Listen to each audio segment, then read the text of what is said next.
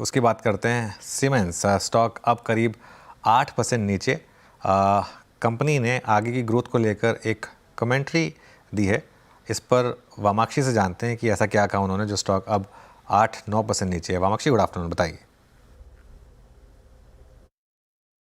जी बिल्कुल, management commentary की वजह से सीमेंस में आज भारी गिरावट देखने मिली है। कंपनी का कहना है कि गवर्नमेंट स्पेंडिंग जो रही है फर्स्ट हाफ में वो हुई है, मगर इतने फास्ट पेस पर नहीं हुई है और ये लार्जली एक्सपेक्टेड था इलेक्शंस की वजह से। और उनके एक्सपेक्टेशंस है कि सेकेंड हाफ में ये जो पेस है वो पिकअप हो सकता है। इसके अलावा उनका कहना है प्राइवेट केपेक्स पर कि यहाँ पर सेमीकंडक्टर्स, बैटरी और ईवी ये जो सेगमेंट्स है यहाँ पर काफ़ी अच्छी ट्रैक्शन दिखाई दे रहा है डिमांड फ्रंट पर। मगर जो ट्रेडिशनल टेक्नोलॉजीज़ है यहाँ पर अभी भी जो डिमांड है वो काफ़ी स्लो है और ओवरऑल अगर हम प्राइवेट केपेक्स को देखें तो यहाँ पर कोई मीनिंगफुल पिकअप नहीं नज़र आया है। तो ये एक की नेगेटिव कमेंट्री आई है कंपनी की तरफ से।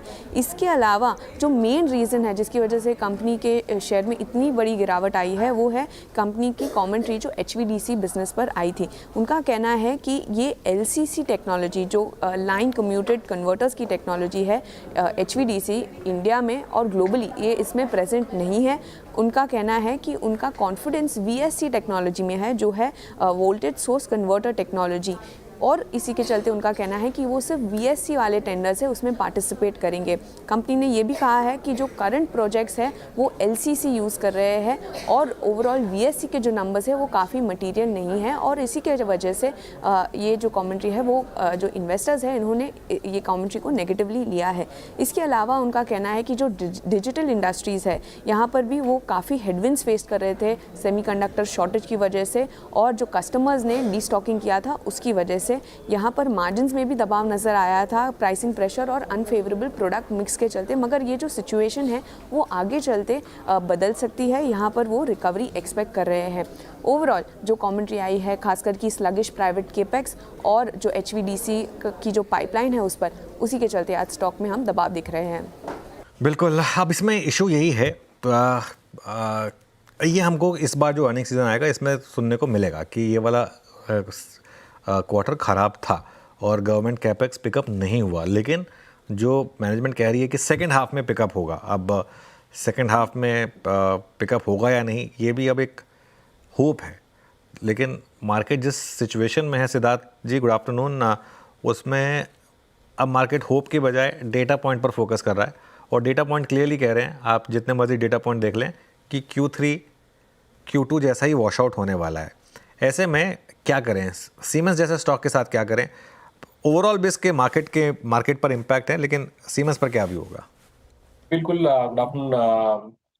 ये जो ये न्यूज़ फ्लोज़ हैं ये डेफिनेटली काफ़ी नेगेटिव हैं। और जो H2 में जो मैनेजमेंट कमेंट्रीज़ थे, एक्सपेक्टेशन था मार्केट का भी कि कहीं न कहीं गवर्नमेंट स्पेंडिंग बढ़ेगा और इलेक्शन के बाद ज़्यादा हमने सुना। ऑलरेडी हम मिड ऑफ दिसंबर आ गए हैं, अब यहाँ पे सिर्फ H2 के लिए 3.5 महीना बचा है। तो डेफिनेटली मार्केट डेटा जो है वो ये सपोर्ट नहीं कर रहा है कि स्पेंडिंग बढ़ी है। हाँ, थोड़े न्यूज़ फ्लोज़ आए हैं, न्यू कॉन्ट्रैक्ट्स मिले हैं, चाहे आप डिफेंस की बात करें, रेलवेज, इंफ्रा साइड में थोड़े बहुत कॉन्ट्रैक्ट्स, न्यू ऑर्डर फ्लोज बढ़े हैं, बट एग्जीक्यूशन हमें डेफिनेटली देखना पड़ेगा। तो इस मामले में मुझे लगता है कि थोड़ा बहुत अब जो ग्रोथ स्टोरी है वो कहीं ना कहीं पुश हो जाएगा FY26 में, और बजट को लेकर काफी उम्मीदें बढ़ेंगी।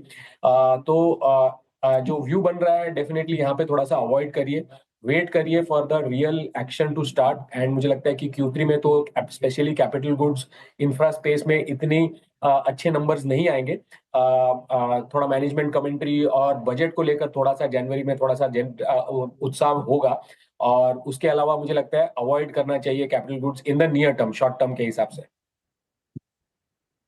बिल्कुल, खैर ये मार्केट पर इसका इम्पैक्ट तो है। और वीरू, जो मैं बात कह रहा था, ये जो हमारी होप थी, ये थी महाराष्ट्र इलेक्शन के बाद कि कैपेक्स पिक होगा। अभी के लिए एटलीस्ट सीमेंस जैसी कंपनियों की कमेंट्री कह रही है कि नहीं। ये भी एक रीज़न है कि आज मार्केट जिस तरीके से गिरा है और जिस तरीके से मिड कैप्स गिरे हैं, क्योंकि ओवरऑल अब मार्केट इस चीज़ के लिए तैयारी कर रहा है कि नहीं, ये वाला अर्निंग सीजन भी ख़राब रहेगा। और अब तक तो सिर्फ होप ही है कि आगे जाके Q4 में और अगले साल के Q1 में ये पिकअप होगा।